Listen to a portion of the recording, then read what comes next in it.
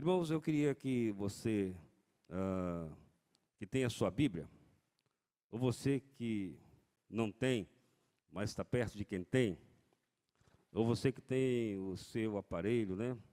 Hoje a tecnologia, as pessoas já vêm para a igreja com o seu aparelho no celular, as coisas todas modernas que os irmãos conhecem, né? Vamos abrir no livro de Jó. Hoje eu quero falar sobre um assunto que é muito claro na Bíblia, mas nem sempre é tão compreendido assim, sobre o sofrimento do justo.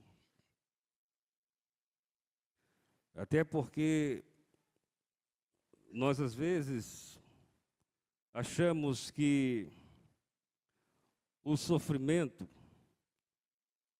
ele é uma demonstração de que nós não estamos bem com Deus. Quero dizer, antes de ler o texto dessa manhã, que de acordo com a Bíblia, o fato de você passar momentos difíceis, sofrimento, independe da sua relação com Deus. Não é por causa de que você é justo, de que você é bom, de que você é fiel no cumprimento da sua vida cristã, que você não vai experimentar sofrimento. Esse texto vamos ler dos versos de 1 a 22. O texto é longo, mas é bom que leiamos para que haja uma perfeita compreensão do sermão desta manhã. Havia um homem na terra de Uz, cujo nome era Jó. E esse era homem sincero, reto e temente a Deus, e desviava-se do mal. Nasceram-lhe 7 filhos e 3 filhas. E era o seu gado 7.000 ovelhas e 3.000 camelos e 500 juntas de bois e 500 jumentas. E era também muitíssima gente ao seu serviço, de maneira que este homem era o maior de todos os do Oriente. E iam seus filhos e faziam banquetes em casa de cada um no dia, e enviavam e convidavam as suas 3 irmãs a comerem e beberem com eles.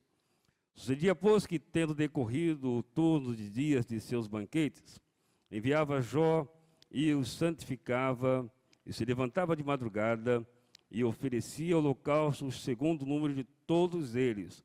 Porque dizia Jó: porventura pecaram meus filhos e blasfemaram de Deus no seu coração. Assim o fazia continuamente. E vindo um dia em que os filhos de Deus vieram apresentar-se perante o Senhor, veio também Satanás entre eles. Então o Senhor disse a Satanás: de onde vens? E Satanás respondeu ao Senhor e disse: de rodear a terra e de passear por ela.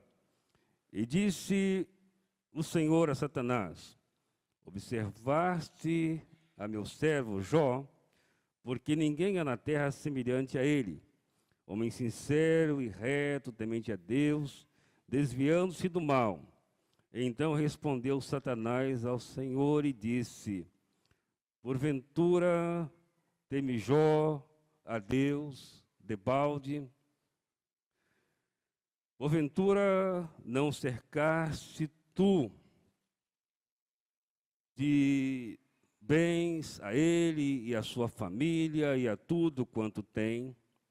A obra de suas mãos abençoaste, e o seu gado está aumentando na terra.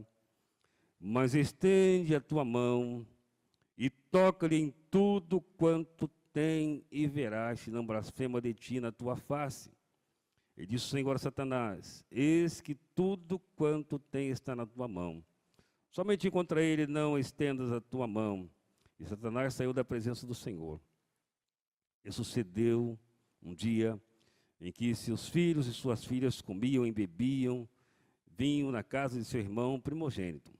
Que veio um mensageiro a Jó, ele disse: os bois lavravam e as jumentas pasciam junto a eles.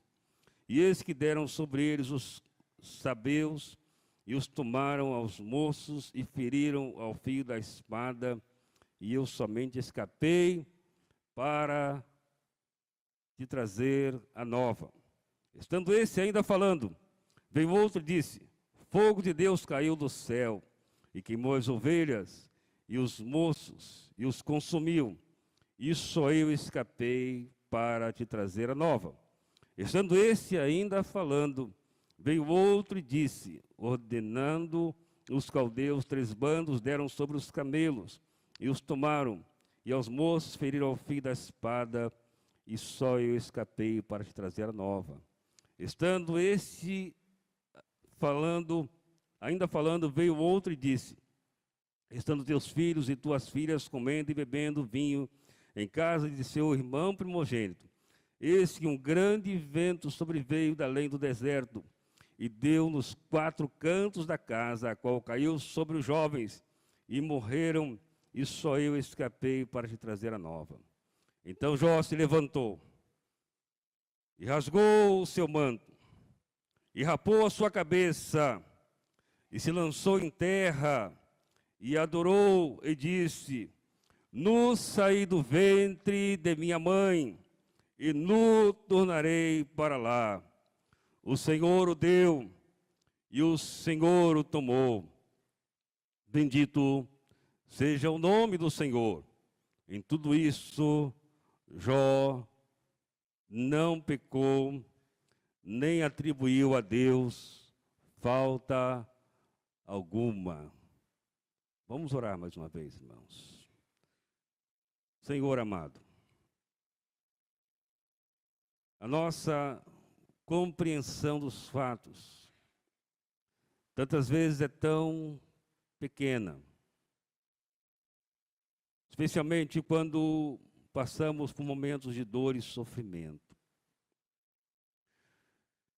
Mas nós cremos no Senhor e sabemos que Tua palavra é verdadeira e fiel. E nós suplicamos ao Senhor que o Senhor abra nossa mente, abra o nosso coração, para que possamos entender os preciosos ensinos da Bíblia para o nosso viver diário. Oramos assim em nome de Jesus. Amém. Irmãos, há nesse texto bíblico algumas questões de difícil compreensão. Os teólogos se deparam com esse texto, leem, releem e têm dificuldades. Porque é um texto completamente estranho. A maioria dos textos bíblicos. Alguns, para resolver o problema, dizem que, de fato, Jó não existiu. De fato, essa história não é real. É somente uma parábola. Mas a tipologia do texto, que dá ênfase ao local, ao nome, aos bens, ela deixa claro para aqueles que estudam a Bíblia, de que não é somente uma parábola, uma lenda. É uma história que de fato aconteceu. E aí começa a surgir algumas complicações. Por exemplo, como é que no reino de Deus, Satanás tem essa liberdade de aparecer e dialogar com Deus? É algo que nós não temos uma clara explicação. Haveremos de saber um dia, não agora. E uma outra questão é, será que Deus não se importa em permitir que nós, filhos dele, venhamos a experimentar sofrimento, especialmente no mundo como o nosso, onde há uma ênfase muito grande, há uma vida sem qualquer percalço, especialmente nesse tempo, quando nós imaginamos que ser um filho de Deus, ser um cristão, é estar triunfando sobre todas as coisas. Ser um cristão, na verdade, na nossa visão, pelo menos a visão em que muitos líderes religiosos passam, é não experimentar sofrimento, é não ter crise, é não passar luta, é não ser atingido por aquelas mazelas tão comuns às outras pessoas. Mas a Bíblia, ela nos orienta, e nós precisamos tomar cuidado, porque ela diz, Jesus foi quem falou, que o fato de você ser cristão não tira você de experimentar sofrimentos. Às vezes, na sua vida pessoal, questões que você não consegue entender. Às vezes, isso vai à sua família, especialmente quando atinge filhos, porque sabemos nós todos que se alguém quer mexer conosco, é só mexer com nossos filhos. É pior do que mexer conosco. Mas nós sabemos que nossos filhos, às vezes, passam momentos difíceis e nos trazem sofrimento. Como é que nós vamos entender isso à luz da Bíblia? A Bíblia diz que nós precisamos tomar alguns cuidados. Por exemplo, nesse texto, o próprio Deus dá um conceito sobre Jó. Esse nome Jó, nome hebraico, é a mesma raiz no hebreu da palavra inimigo. Ao longo do texto nós veremos que Jó chega um momento que ele acha que Deus tornou-se o seu inimigo. Na divisão que nós temos no mundo fora do judaísmo, eu recentemente adquiri uma Bíblia hebraica, por exemplo, o livro de Jó é um livro histórico. Para o judeu, o livro de Jó é um livro profético. Porque na visão do judeu, na visão do israelita, Jó é uma figura da própria nação Israel. Na visão dele, Jó é o próprio Israel, com seus sofrimentos, com suas lutas. Então diz a Bíblia que esse homem Jó era um homem que tudo quanto ele idealizava acontecia. Ele era um homem, se é que nós podemos dizer assim, um homem bem-sucedido, um homem muito abençoado. A palavra de Deus diz que Jó era o maior dos homens do Oriente. A palavra de Deus diz que Jó tinha muitas ovelhas, Jó tinha muito gado, e diz que Jó tinha quantos camelos? Você lembra? Aí no texto. Ele tinha 3.000 camelos. O camelo, um animal que é usado naquela região da terra, ainda hoje, o camelo é um animal extremamente valioso. E um homem ter um camelo significava ser um homem rico. Camelo era, para aquele tempo, para aquela circunstância, o que é hoje, aliás, era maior a proporção. Um veículo, um carro para nós. O veículo de locomoção eram os camelos. Então, você faz uma configuração, né, na sua mente. Imagine Jó, hoje, a Bíblia diz que ele tinha 3.000 camelos. Se alguém tivesse 3.000 carros. Imagine isso. Ou seja, um ano tem 360 dias. A pessoa vai usar um carro por dia durante 10 anos aproximadamente, sem repetir. Então Jó era um homem assim, a Bíblia diz que as pessoas olhavam para Jó, Jó era o maior homem daquela época, não tinha ninguém igual a Jó. E a Bíblia diz que nessa situação, Satanás diz para Deus, mas Deus, é fácil ser como Jó é. Sabe por quê? Jó tem tudo, não falta nada para ele. E aqui a expressão nas Bíblias antigas, como é a que eu estou usando nessa manhã, é assim, porventura Jó o teme de balde. A gente que lê isso, talvez não compreenda. De balde, o que é de balde? De balde é um português arcaico, que significa de graça. Será que Jó teme você de graça? Será que Jó está fazendo isso porque ele recebeu tantas coisas? E, meus irmãos, muitas vezes nós raciocinamos exatamente assim. Eu preciso continuar servindo a Deus porque Deus me dá tantas coisas. Se Deus tirasse tudo quanto Ele me dá, será que eu continuaria servindo a Ele? E a pergunta que Satanás faz a Deus é o seguinte: olha, Deus, tira tudo que Jó tem. E eu quero ver se ele vai continuar tão íntegro, tão fiel, tão santo. Tira tudo que ele tem. Toda vez que leio esse texto, eu fico imaginando como é que Deus permitiu. Não tem resposta para isso.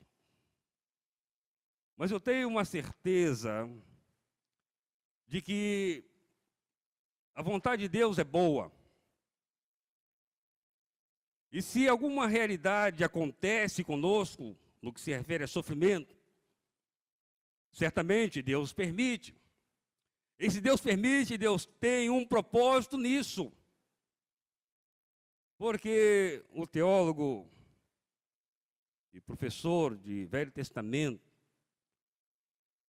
um alemão chamado Ilmar Fusterol, ele diz o seguinte, que Jó, ele era um homem que ele tinha, primeiramente, uma fé infantil. O que é a fé infantil?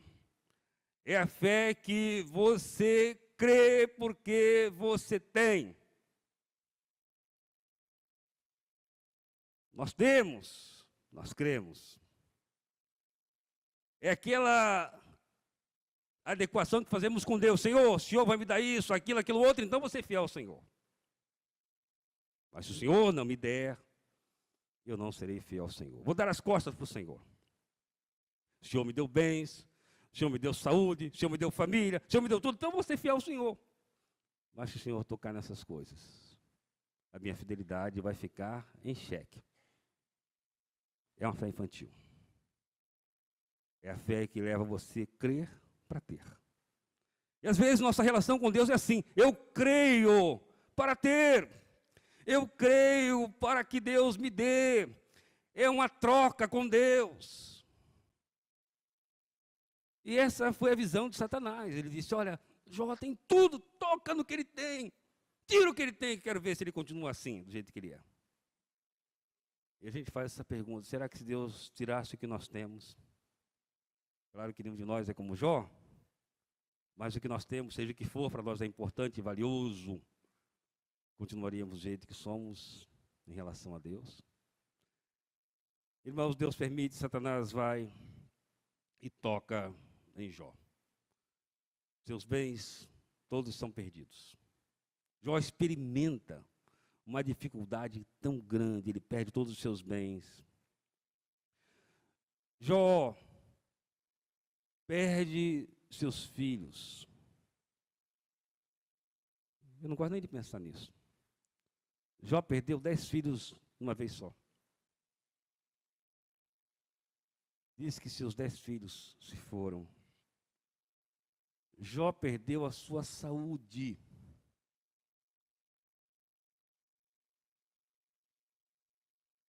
E Jó perdeu o apoio da sua própria esposa. A única pessoa da família de Jó que sobreviveu foi a esposa para ficar contra ele. E ela disse: Jó, você está maluco, Jó. Jó, amaldiçoa teu Deus, diz ela, e morre. Porque ela não entendia como é que Jó, perdendo tudo, continuava firme a Deus. Como é que ele continuava fiel a Deus? Meus irmãos, porque o justo sofre, essa é a questão. E essa tem sido a proposta de muitas igrejas evangélicas, que tem atraído muitos brasileiros e fora do Brasil, em todo o mundo. Pare de sofrer. Ninguém quer sofrer, é claro, ninguém é masoquista, né? E por causa dessa proposta, pare de sofrer, muita gente está seguindo um evangelho onde Jesus não é o Senhor. Está seguindo uma vertente onde não há cruz. Está seguindo uma vertente onde nós não experimentamos sofrimentos. Estamos questionando quando alguma coisa acontece de tal forma que nós perdemos o controle e dizemos: mas como Deus permitiu isso? Por que Deus deixa que eu sofra, por exemplo, na minha vida pessoal? Por que Deus deixa que eu sofra no meu casamento? Por que Deus permite que eu sofra com meus filhos? Por que Deus permite que eu sofra com a minha saúde? Por que Deus faz isso? Onde está Deus nessa hora? Será que Ele é real? A Bíblia diz que Deus é Senhor. Algumas atitudes nós vemos em Jó, quando o sofrimento lhe atinge.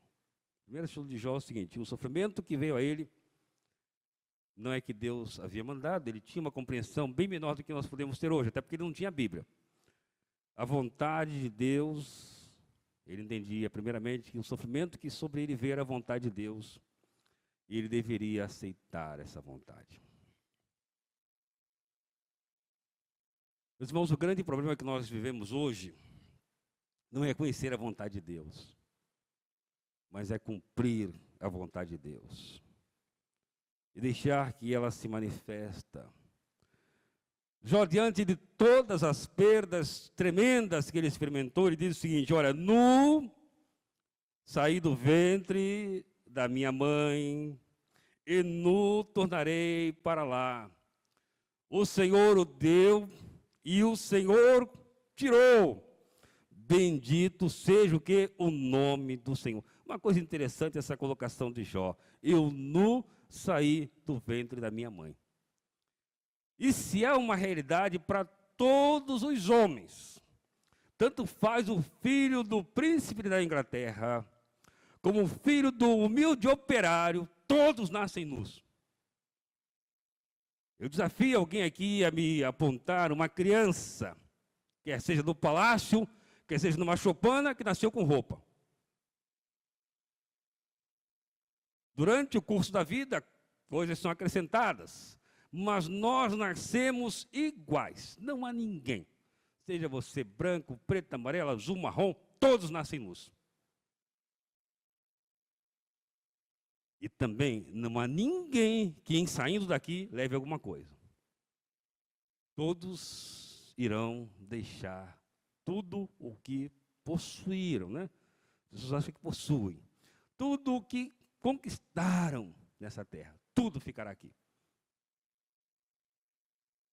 E Jó, então, ele diz assim: olha, eu nu, eu saí do ventre da minha mãe.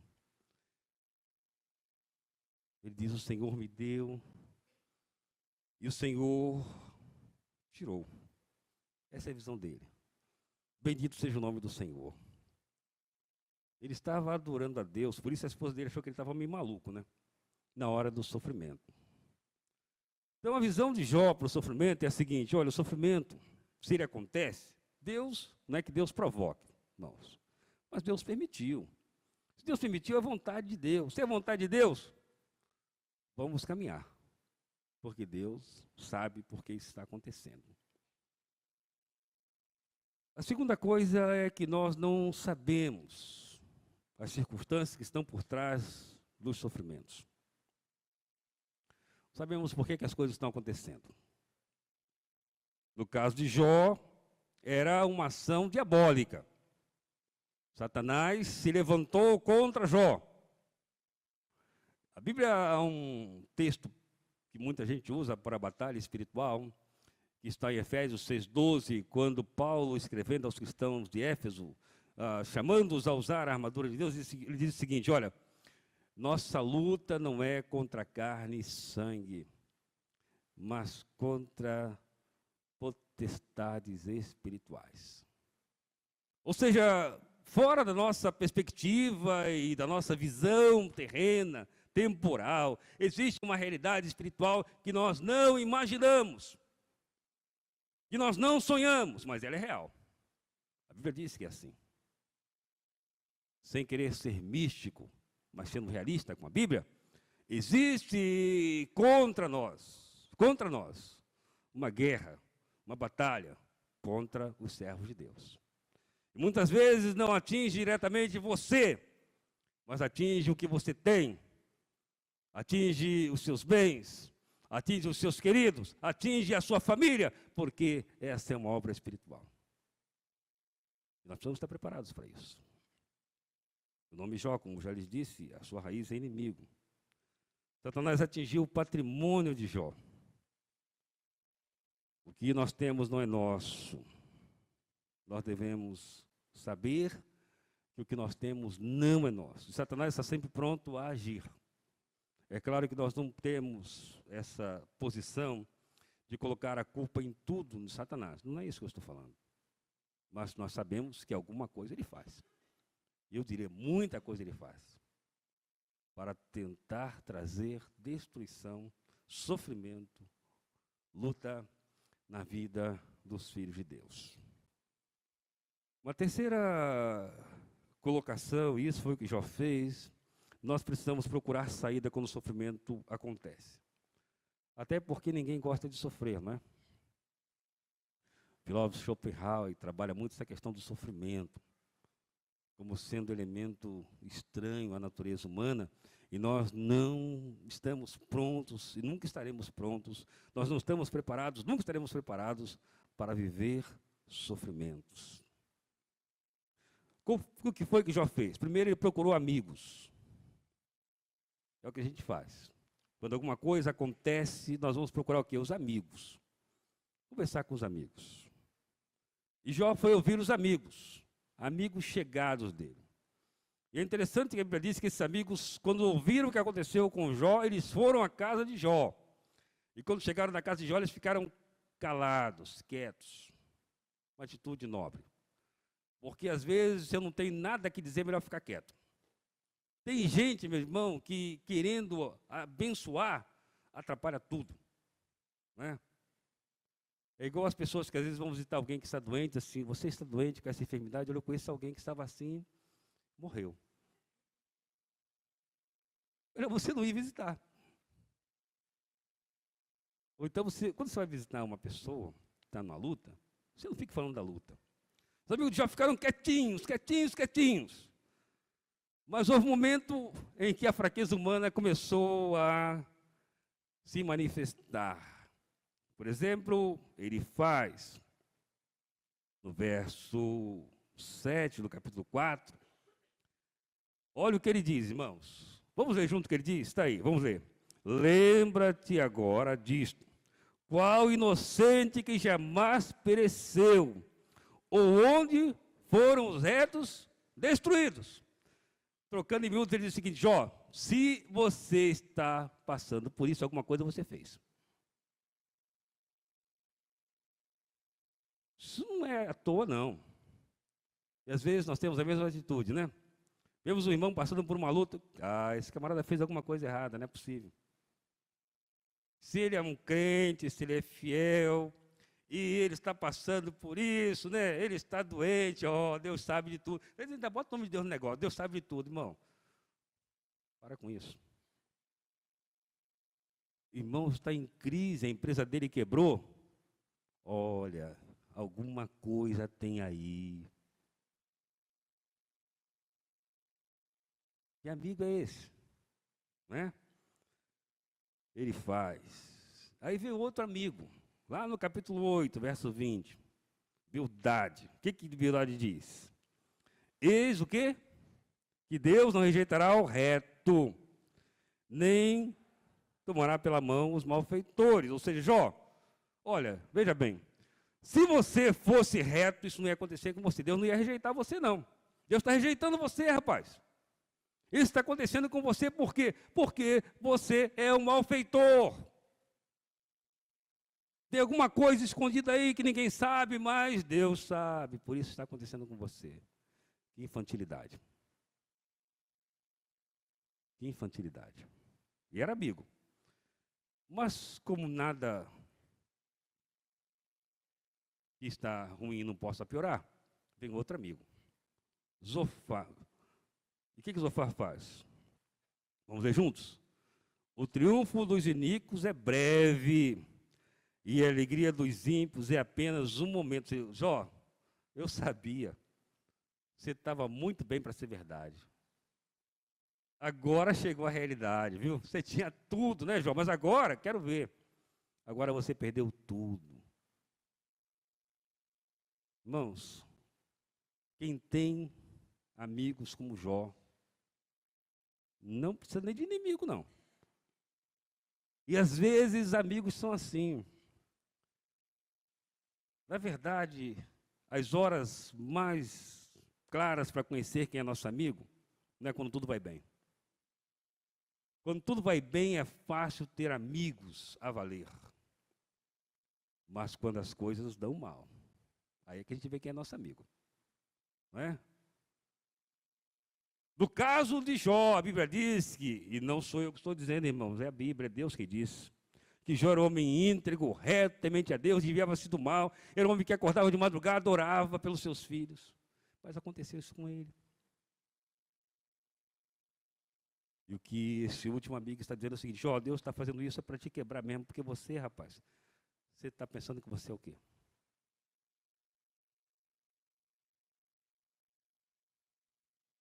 Nós precisamos, irmãos, tomar muito cuidado. E precisamos ter a visão de Jó, saber que Deus é soberano. Deus está acima das leis humanas. A expressão que Jó usa aqui no capítulo 19, eu queria que você abrisse a Bíblia. Embora eu estou usando só o primeiro capítulo, eu usei no estudo todo o livro de Jó. Capítulo 19, a partir do verso 23, é um texto extraordinário. Quando Jó estava pele e osso, sem bens algum, seus filhos haviam morrido, e a sua mulher estava ali para encher a paciência dele. Ele disse: quem me dera agora que as minhas palavras se escrevessem, quem me dera que se gravassem num livro, e que com pena de ferro e com chumbo para sempre fossem esculpidas. Porque eu sei que o meu Redentor faz o que, irmãos? Vive. E o que mais? E por fim se levantará sobre a terra. Eu sei que meu Redentor vive e por fim se levantará sobre a terra. É nesse momento que Jó começa a experimentar uma fé adulta. A fé infantil, aquela fé que você crê para ter. Mas a fé adulta é aquela fé que você crê para ser.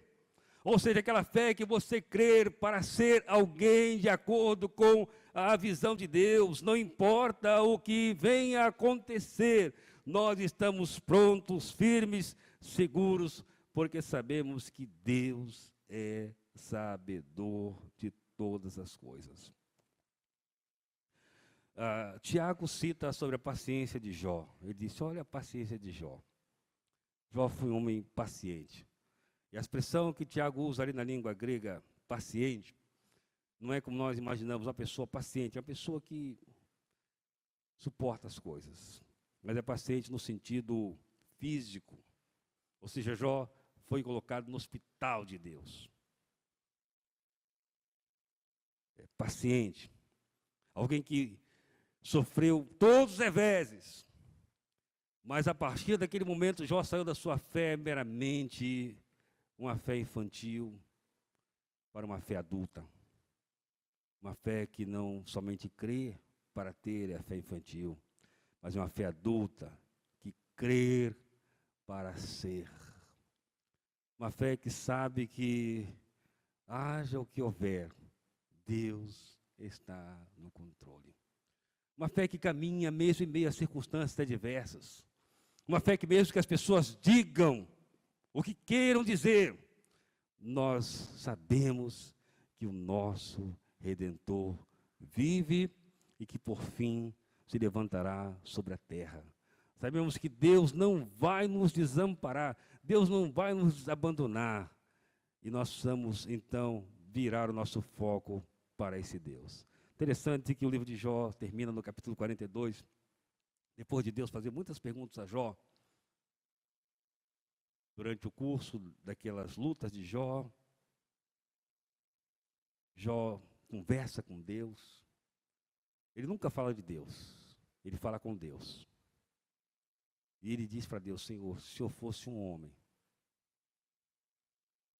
eu enfrentaria. Mas o Senhor é Deus, não dá para lutar. E a Bíblia diz que Jó, então, bota o seu foco em Deus. E Jó que tinha esses amigos terríveis, né? E o capítulo 42 diz o seguinte, que Deus mudou a história de Jó, quando Jó começou a orar pelos seus amigos. Se você quiser conhecer o final da história, leia na Bíblia e verá que Deus acrescentou a Jó muito mais do que ele possuía. Mas isso para Jó agora não era tão importante, porque agora ele não era alguém que estava com a fé infantil, mas a sua fé adulta. Seja o que for, aconteça o que acontecer, o Senhor está no controle. Meu Senhor de tudo sabe, diz o poeta Saco. Certamente sim, com cuidados incansáveis me protege a mim. Tudo quanto Deus permite, para o meu bem será. No dia mais penoso, forças Deus dará. Temos muitos crentes novos aqui. Os crentes novos eu sei que não conhecem essa poesia.